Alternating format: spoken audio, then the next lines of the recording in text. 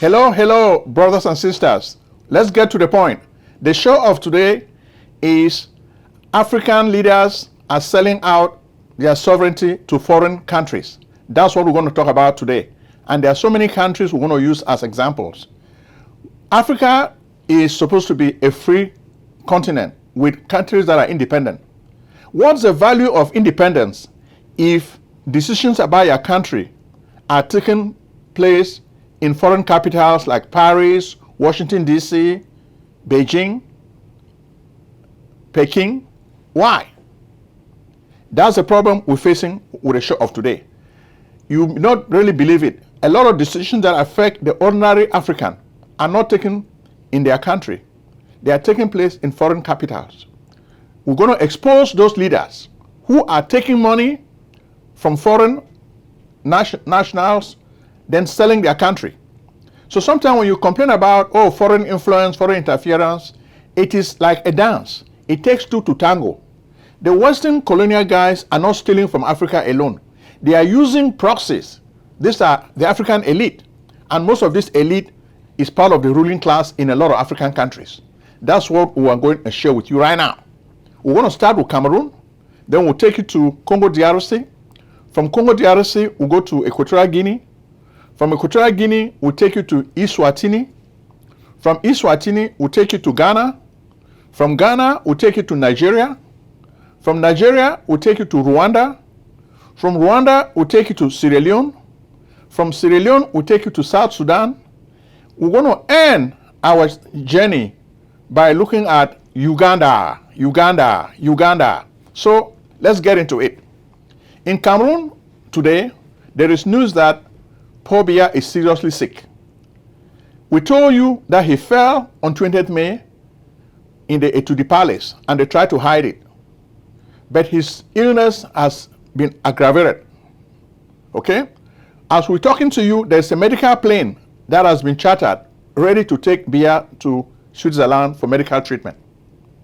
But when you look at it, we are not just concerned about Biya's health. What we are concerned about is what Biya has done to his country, the way Biya has damaged his country by selling his country to foreign powers. When you look at Cameroon, Americans are back in Cameroon. Boko Haram, the Americans are the ones running Biya's security apparatus. Before it was the Israeli, the Jews. America has taken over the security of Paul Biya. For one person, the country is going to be paying so much money. That's a problem. So Biya has not just only sold his country to the Americans for security purpose and personal protection, but you look at even this third country deportation program of Donald Trump. Initially, the Paul Biya regime behaved as if they did not want to sign the agreement. But finally, the Trump administration used a lot of pressure, and finally, the Biya government was forced to sign this bad agreement, and they collected millions of dollars from the Trump administration. We have the documents. We're going to share them with you in due time. So this is the calamity of Africans. But you may ask me, how does this affect the average Cameroonian citizen? Well, selling out affects the average Cameroonian citizen in so many ways. It affects the Cameroonians politically, economically, and socially. Politically, foreign interference makes it impossible for Cameroonians to have their voice heard. The recent election in October is a very good example. Even though the Cameroonians for the first time thought they could make their voices heard by choosing Issa Chiroma, Biya, as a result of the military weapons that he gets from these foreign powers, he was able to beat back all these protesters to stay in power, even though he lost the election. That's how it affects the average Cameroonian. Economically, there is unemployment, there is despair, there is joblessness. Who is suffering? It is not the elite who are part of Biya's CPD and party. The people who are suffering are the ordinary citizens who live in a very tough, cruel world every day. They cannot have food to eat. There's garbage everywhere, which reflects the state of decay of this Biya regime. So we're not going to just end with the Biya regime. Next, we're going to take you to Congo DRC. This is another country where you can see that the president is selling out his country. Felix Tshisekedi came to power by working on a Faustian deal with Joseph Kabila. It didn't take long, their friendship fell apart. We predicted it. We told you this is going to happen. But we're not really worrying about this friendship. We're just worried by the fact that Congo DRC is the richest country in Africa, yet the people are wallowing in abject poverty. Since independence, since America and the Europeans killed Emery Patrice Lumumba, Congo has not known peace. Congo has not known wealth. Even though the country is rich, it has become a paradox. How can a country rich with resources be poor? And that is the thesis of my former professor, George Ayite. May his soul rest in peace. He died in 2022, but his ideas on African democracy are still resonating, okay? Because he saw it. The problem with Africa is not that our people are not intelligent. We have the resources. Africa is poor because Africa is not free. Free Africa, that's the foundation that he created. And he used some animal metaphors to really describe the predicament of Africans in their own homeland. One of them was the hippo generation. He looks at the old guard who are trying to keep Africa in check, to keep Africa frozen in time so that the colonial forces can benefit. He calls them the hippo generation. By contrast, you have the cheetah generation, who are the young Africans who are struggling to breed free, who want to break the clutches of colonialism and be free and build a new Africa. But of course, you still have this elite, those he calls the crocodile liberators. Biya is one of them. Felix Tshisekedi is one of them. He'll say, oh, I come to power, I'm going to change everything. Things will be good for the people. Are things good for the people? No. Look at the way Felix Tshisekedi has run things. His country is suffering. The country is fighting with Rwanda all the time. But what does Felix Tshisekedi do? He just wants to stay in power. He doesn't care about making the average person live a better life. But he has signed very bad deals with the Trump administration to give away the wealth of his country, the minerals of his country to America, because he wants personal protection from the United States. Is this something good? No, it is not something good. From my analysis, you can see that the situation is affecting your average Congolese citizen. And that's why we are making this an important concern in this video. Next, we take you to Equatorial Guinea.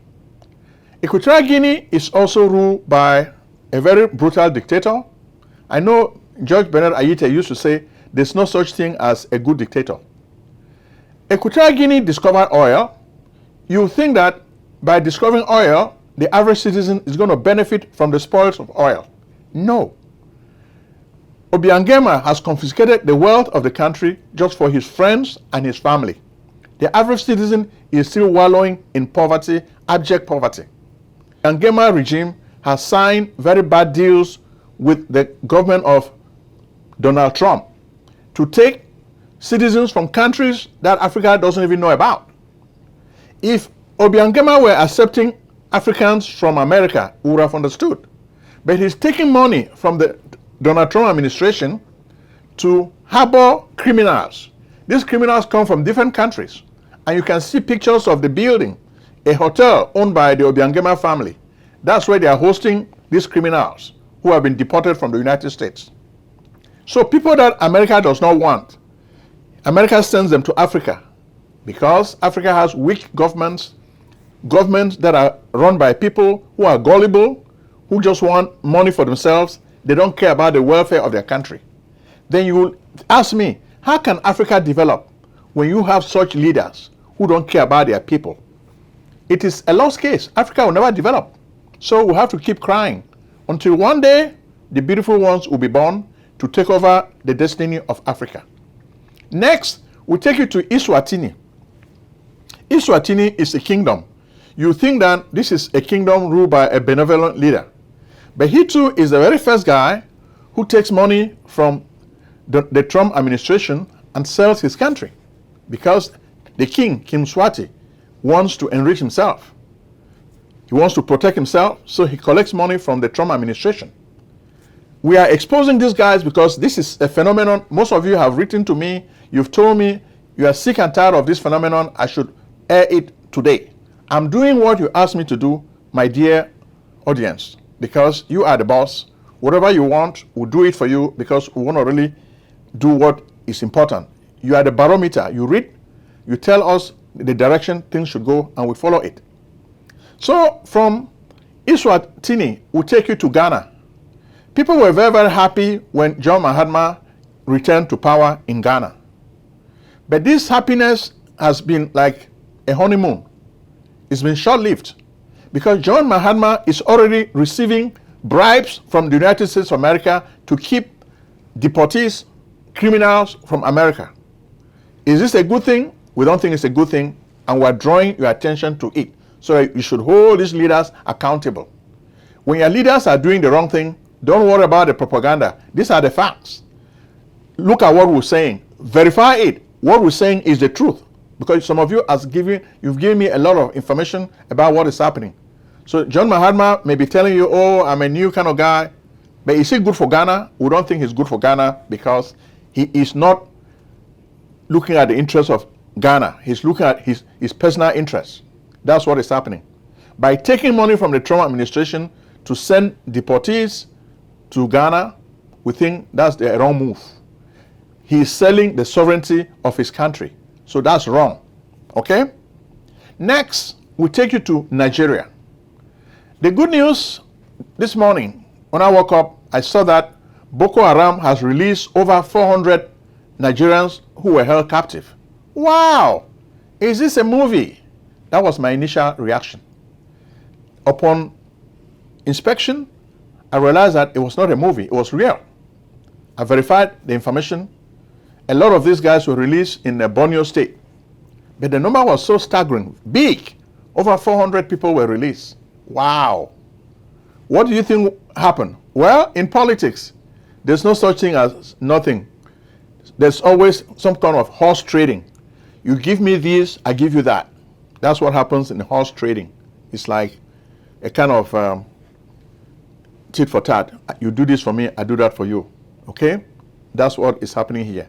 So Bola Tinubu, being a very shrewd politician, we've not verified this, but we are suspecting that money has changed hands.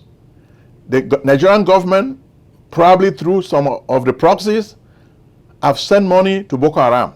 We don't have proof for it yet, but that's our suspicion. Because we know that Boko Haram is not going to release so many people suddenly without any money changing hands, because they need the money to survive. So we are suspecting that the Boko Haram militants have received money from the Bola Tinubu government. It may not be direct, it may be through Bola Tinubu's proxies. Because, as you know, this terrorism issue has been front and center in Nigeria. It is affecting your average Nigerians. More so, it is affecting Nigerians in high places. Those who used to think terrorism and banditry was a menace only for the average Nigerians is now realizing that it is a national problem. It has a national problem. Security has become a threat, which is why even when you see people organizing events in Nigeria, they look for private security. They hire their own security because they know that the government security cannot really protect them. So they have to take the laws into their own hands by hiring their own soldiers to protect them. If not, bandits will blow them apart. So that's the sad thing. So Bola Tinubu is focused on winning re-election in 2027, and he's hearing a lot of noise, what he calls noise, about terrorism. So he's looking for a way to placate his critics so that they should not be criticizing him too much. He doesn't want anything to derail his plan to win the presidency again in 2027. So he will do anything possible to give the people the impression that at least he's trying to solve the security crisis. But for the families of those who have been released, we say we're happy. At least you're going to be seeing your loved ones again, because insecurity has been a serious problem in Nigeria for a very long time. And all the leaders just talk about it, but they don't really have the wherewithal to solve it. They can travel all over the place, visit their colonial masters, but they don't know what to do to solve the issue of insecurity. So once again, we say, welcome to the Nigerian families who are going to be meeting their loved ones again. Next, we take you to Rwanda. When you talk about selling your country, Paul Kagame is more like a businessman, a rogue businessman at that. He's always willing to take money from any quarters he can get it. You think that stealing the resources of Congo DRC should be enough for this guy? No, that's not enough. Paul Kagame wants more. He wants more resources. He wants more resources. Before, we told you the way Paul Kagame struck a deal with the government of Britain so that the British can dump their citizens in Rwanda. He had built all the hotels. He has collected a lot of an advance for this. Finally, when the government changed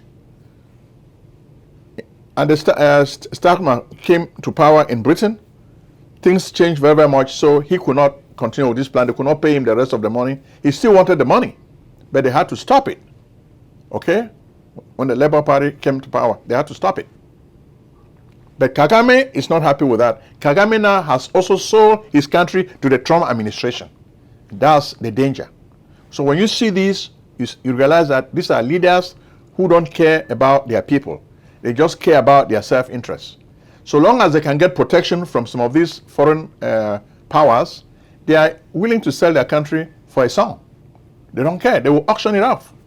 Because how is harboring criminals in your country good for your country? If it is bad for America, why is it good for Rwanda? You ask me. It's not good for Rwanda. It's just that Rwanda is a small country and America can play games because they control the leader. They'll do whatever. So this is also a very bad example. From Rwanda, we'll take you now to Sierra Leone. Sierra Leone is a small country. It is run by Mada Bio. This dude comes across like a gentle guy, a guy who used to be a military junta chieftain, but he has been known to take bribes from these colonial masters. We have the pictures to show you. We're not just making it up. You can see that Madabio has collected money from the Trump administration and he is taking custody of Americans that are American enemies, people that America doesn't want. The Trump administration doesn't want these people. It's not that these are bad people. Initially, the Trump administration was saying that they wanted to deport just criminals. But right now, they are deporting anybody. Even people who have due process in court are being deported. So this is sad. Where is the democracy? Well, we're going to come to this. Then we go to South Sudan. South Sudan has been a very chaotic country since 1993. If the leader is not fighting with the vice president, there's one thing after another. You think that a country like this that has seen pain will not accept criminals in their country. But yes, the president, Silva Kiir, so that they can deport people to South Sudan. A country that is fighting war, why does this country want criminals to come and stay in their country? And when these people come, nobody cares. Once they dump them in your country, it's your problem. So America has just paid you money to solve America's problem. But what about the African problem? That's what nobody is talking about. That's why our channel is talking about what other channels are not talking about. We're dealing with this issue of illegal deportation of people from America to Africa. Finally, we take you to Uganda. Uganda is run by Yoweri Museveni. This guy has been in power for so long. We've been reporting news about Uganda for so long. We've told you what has been happening to Bobi Wine. Yoweri Museveni does not want him to take over power. There's no competition as far as campaigning is concerned. Yoweri Museveni's family and friends control the apparatus of security in that country. So he can stay in power for as long as he wants. But this is another crocodile liberator. Yoweri Museveni came to power as a guy who wanted to liberate his people. He talked about the dictatorship of Idi Amin and Obote and all those guys. but he himself has become the worst dictator in history. Israeli Yoweri Museveni. This guy is a joke. His son is even the biggest joker in the world. Mahuzi. Very, very big joker. This country also is selling its sovereignty to the United States of America. So you can see all these countries are selling their sovereignty to the United States of America. So you ask me, what is going to give? So do you now see why Africa cannot move forward? With such leaders, it is not a surprise that many Africans have lost hope. They have lost hope because Africa is not only in chaos, but our ancestors have cursed us. When they look at what African sons and daughters have done to Africa, our ancestors are really right to curse us. Because it is a shame that we are conniving with foreigners to keep our continent poor. So when we look at this, we agree with the thesis of Professor Bernard Ayite. He says, Free Africa. He used to run the Free Africa Foundation. Free Africa. Africa is poor because Africa is not free. Okay? Africa is poor because Africa is still controlled by foreign powers. You think that Africa has become independent. Africa has come of age. No. Africa is still controlled by these foreign powers. Decisions that affect your average African are not taken in African soil. They are taken overseas in a fancy European or American capital somewhere. And this is why Africa cannot move forward, because Africa is not free. If we can start having good leaders, such as what you have now in Burkina Faso, Ibrahim Traoré, this is a positive change. So the people at least will start enjoying the fruit of their labor. You can see the money that Ibrahim Traoré is investing in the economy of his country. Now there's nationalism. The country now wants to protect the resources. They don't want the foreign powers to take these resources for a song. That's the new change that we seek in Africa.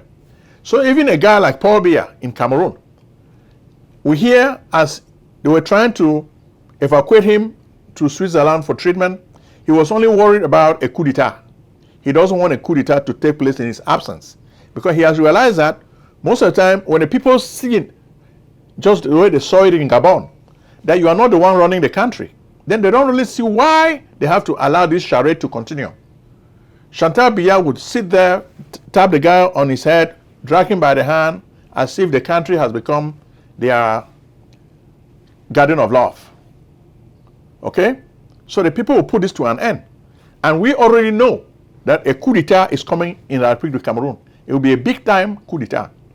Biya is sensing it. He's sensing it, but we know he cannot control the forces of history. It will happen. It may not be a question of when, how, but it's going to take place very, very soon. So you, our audience, what do you think? Who brought this issue to your attention? Do you think it makes sense for these leaders to be selling their country? Or what should be done? Let us know in your comments if you appreciate topics like this. May God bless you.